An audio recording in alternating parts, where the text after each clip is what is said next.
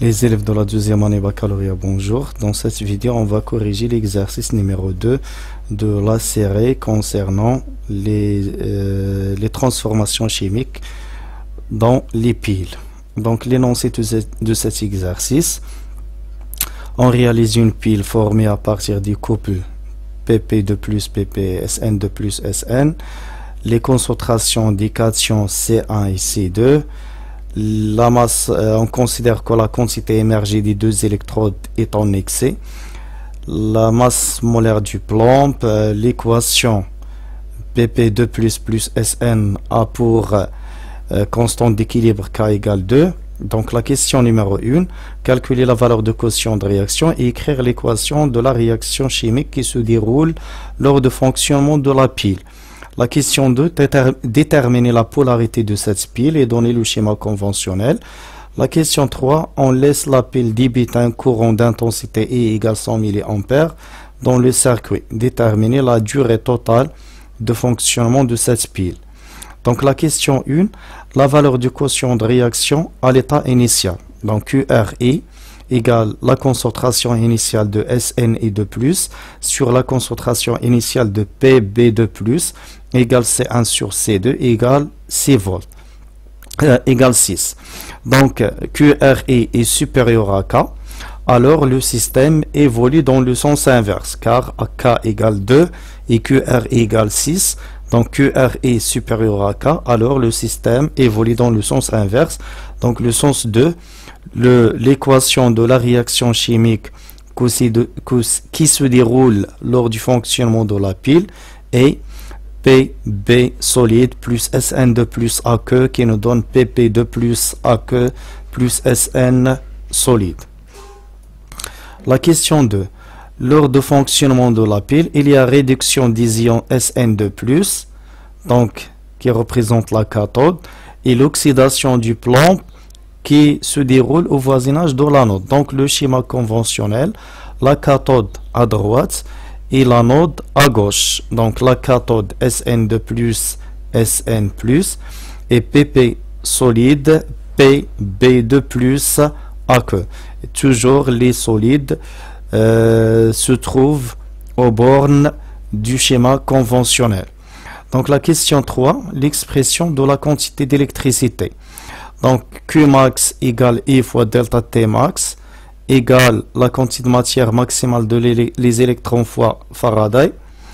Et d'après le tableau d'avancement, ou l'expression de la constante d'équilibre, on a K égale C1 fois V moins X final sur C2V plus X final.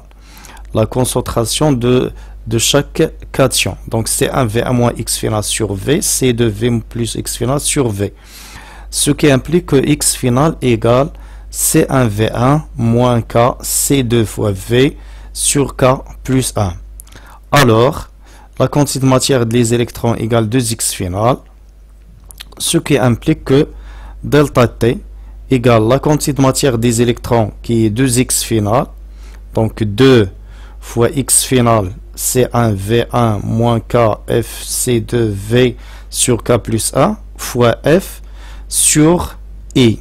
Donc delta T max égale 2F C1V moins K C2V sur I fois K plus 1 égale 1286,6 secondes. La question 4, calculer la variation de la masse de l'électrode du plomb.